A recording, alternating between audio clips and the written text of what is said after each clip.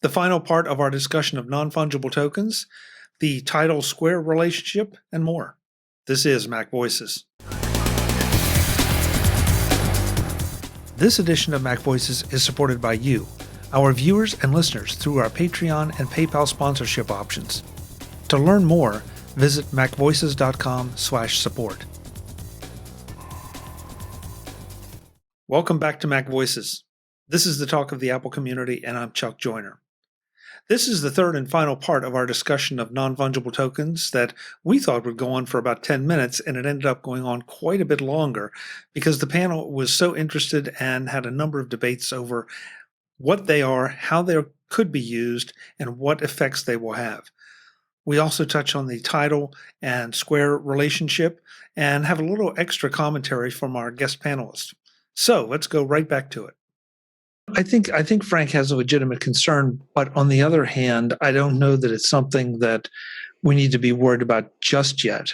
I mean, any new technology, I don't care what it is not widely distributed, not evenly distributed early on. I mean, I'm not going to ask, but how many of us had an early Apple II or something of that era, or maybe with some of the age group here, maybe some of the first gens of Macs, but how many of your friends had them? They came and looked at you and said, why is that there? And what do you do with it? And to try to explain it back then was a challenge. Now everybody has them, at least not everybody, a lot, the majority have them. But now we have this new thing, and this may or not be, like a tulip bubble. This may or may not be a big thing. We will see with the NFTs. But I do think that and Guy brings up an interesting point, that even the dollar, the euro, all the mainstream currencies are in some sense already digital, because I don't have to go and get cash to pay my taxes or go and get cash to go to the grocery store. Yeah, I click something and the numbers go from this hand over to this hand, and I pick up my good. So, yeah, I used to get really kind of nervous when I had less than $100 in cash. So, like every couple of weeks, I would take out a certain amount of cash from my account through an ATM. I carry almost no cash now. It's almost. It almost feels weird to actually spend cash money now to go to a restaurant or to fill my car with gas or really anything. And then I come home and I get on my Mac here, and I get online to my bank and I just transfer money around until all the credit card companies are satisfied and the car insurance companies are satisfied and all the various people that I have to give money to on a regular basis is satisfied, and then I turn it off. And no physical. It's not like I wrote a check or I stuffed cash into an envelope and then filled out the address and sent it off. I don't even pay my car taxes here in Northern Virginia via a check anymore. I get a physical notification that the money is owed. I log into the Fairfax County website and I pay my bill. Before we go, there's one thing that Mark brought up, the other story, one of the other stories that we were going to talk about tonight, and I don't want to overlook it because Mark, you gave me a completely different insight into it. That's the Square purchase by title, or is it Yeah, did I say that right? It's Square purchase of title. Square purchase of title. Thank you. Square has been a boon to a lot of small businesses and a lot of one-horse operations because now it allows them to take credit cards when the credit card companies were not satisfying the need. And now, you go to the local flea market and everybody's taking your credit card through Square. So again, we're another move to digital money. The idea, though, that can integrate with the music industry to provide that marketplace for both maybe physical and non-physical goods. Maybe it's a set of demos from a band that they want to sell or release, and they want to do it directly.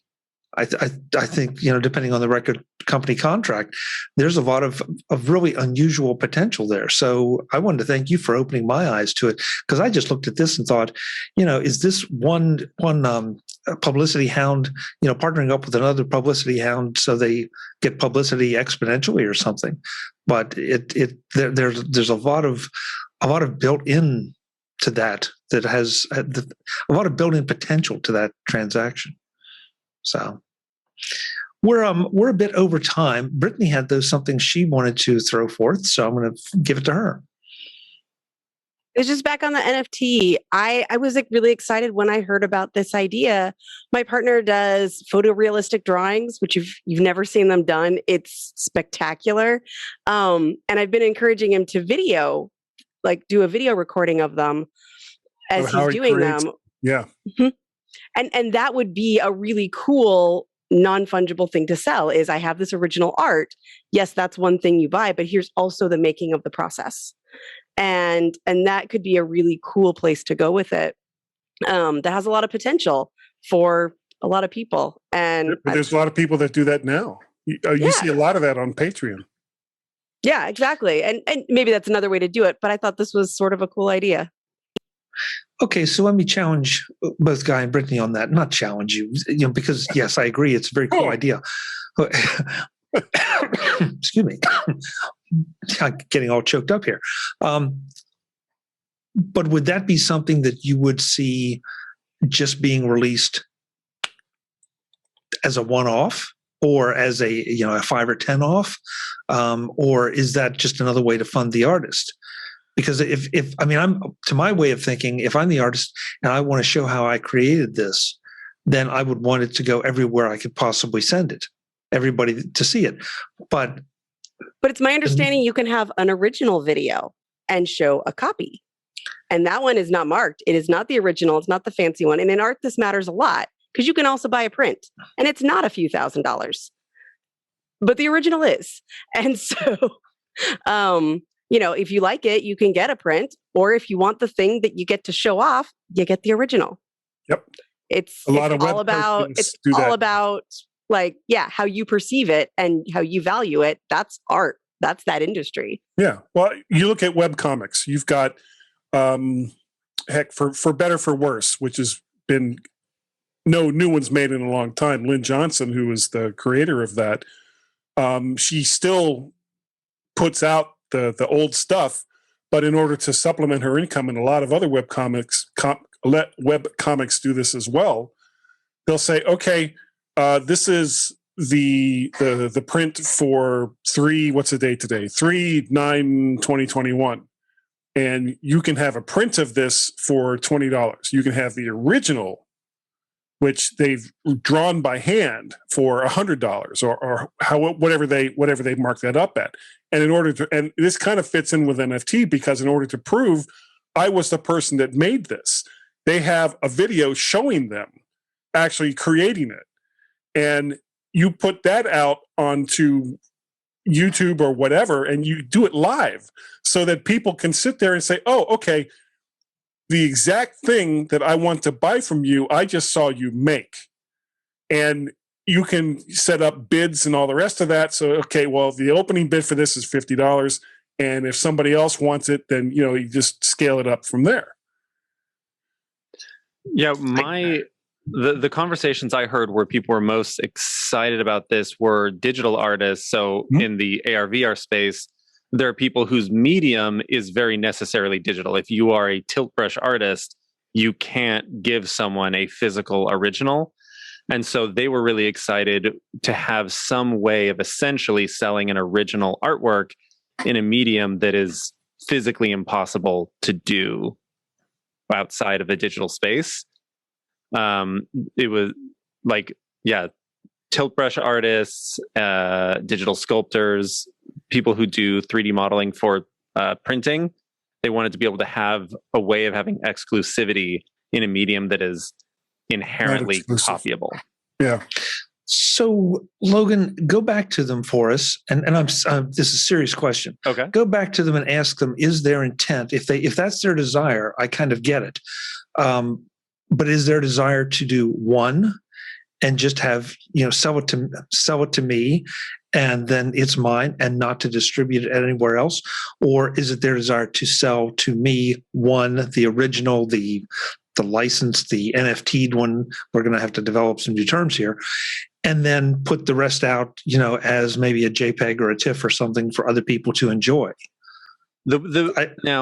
I did, the people that I talked to the first time, and I would love to ask that question around a little bit more, but the idea was that you make this art that is only for one person, and they get, you don't distribute copies of that at all. And then they do other art that is for for everyone, for wider distribution, but it's a way of having something that is very special that you can sell for a higher price to one person. And Okay. in that case, it wouldn't even really have the prints, but I think that's also an interesting idea, the idea of print. But then if I'm going to create, if that artist creates one image, if he creates one painting of Brittany in a mermaid outfit, and that's it. No, there's tons of those already. There's tons of those. Oh, okay. All right. So and tons of hers in Star Wars outfits too. Yeah. So we won't go there either.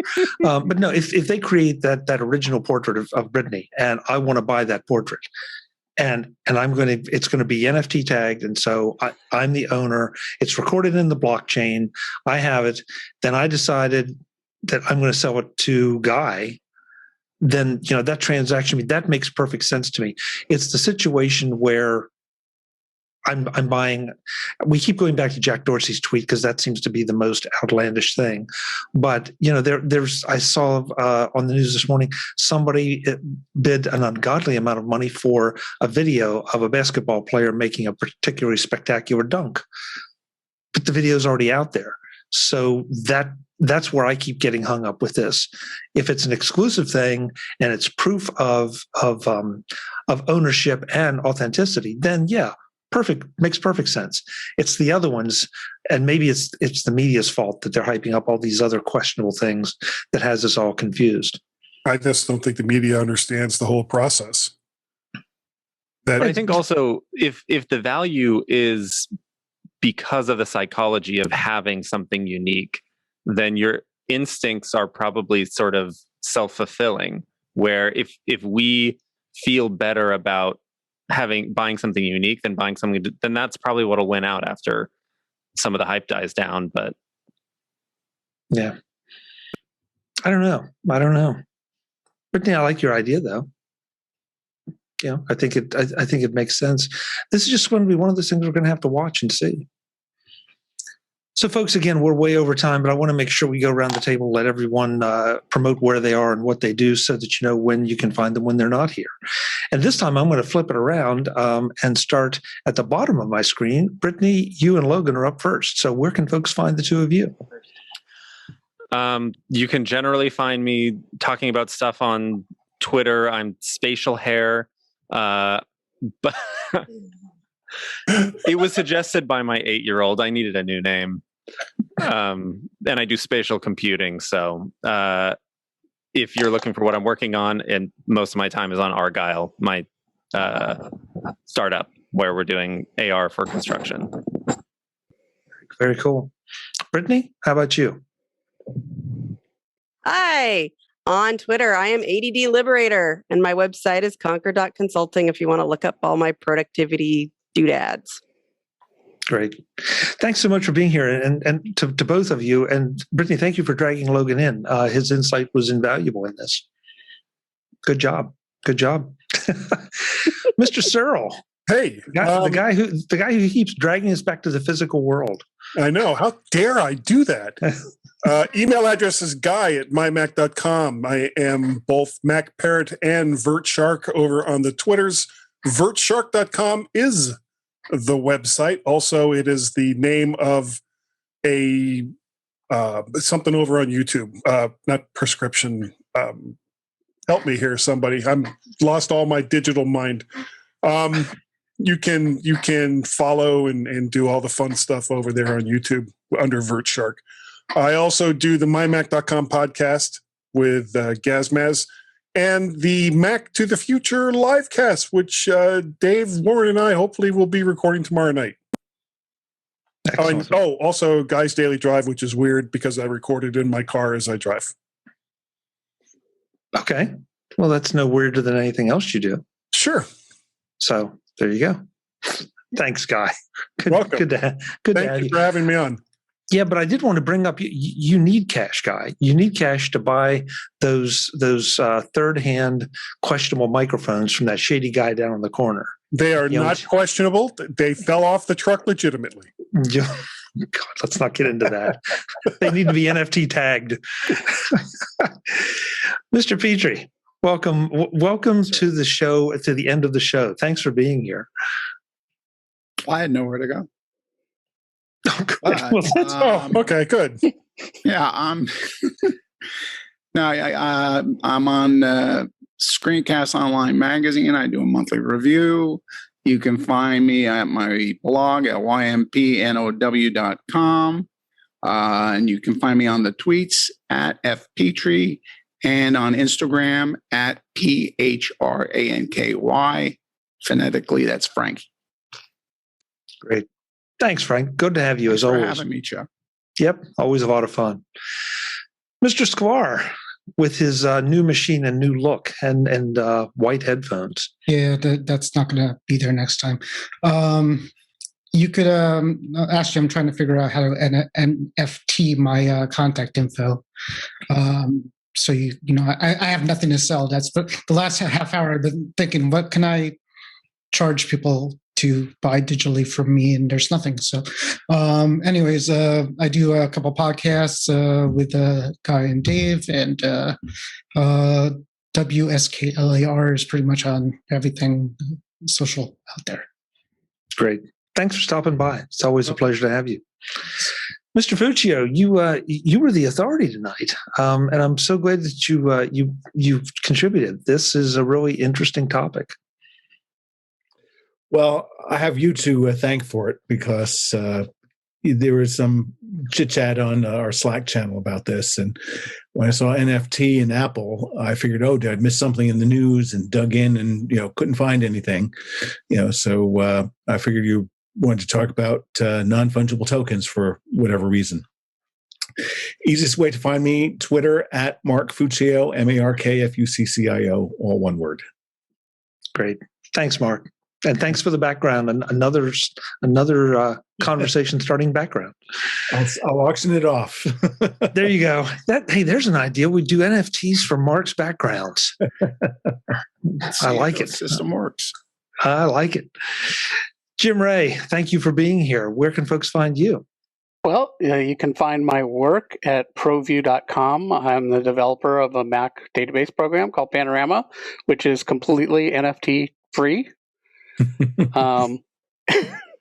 And you can also find me at ProView Jim on Twitter, which is more my personal opinions and stuff. Great. Thanks for being here, Jim. It's always a pleasure. Last but absolutely not least, he was introduced first. He never gets introduced last because he always shows up first. But this time he's at the bottom, Mr. David Ginsburg. David, thanks for being here. Thanks for having me. Find me at In Touch with iOS at intouchwithios.com. I'm with Warren co-hosting. Actually, Guy, I'll be on the show this week, and also on Mac to the Future Live.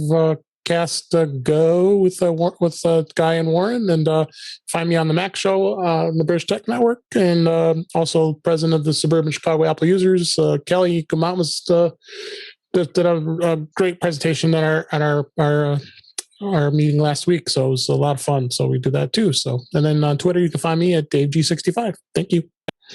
Thank you, David. Thank you. And I want to say again, thank you to the chat room. They were a little quieter than normal tonight, but this was a pretty heavy topic. So I want to thank those who did participate and who stuck with us. And in both chat rooms, the Facebook and the YouTube chats, both. I'm Chuck Joyner. This is MacVoices Live. Again, we do this every Tuesday, 8 p.m. Eastern, 5 p.m. Pacific. We'd love to have you join us in one or both chat rooms because they're two distinct sets of people, and you never know who's saying what where. Until the next time, and as always, thanks for watching. Visit MacVoices.com for show notes and to connect with Chuck on social media. Get involved in our Facebook group or like our Facebook page, and get more out of your Apple tech with MacVoices magazine, free on Flipboard and on the web. And if you find value in it all, consider supporting us through either our Patreon campaign at patreon.com/MacVoices or by making a one-time donation via the PayPal link on our front page and in the show notes of each episode. You will join these fine people who help bring you MacVoices.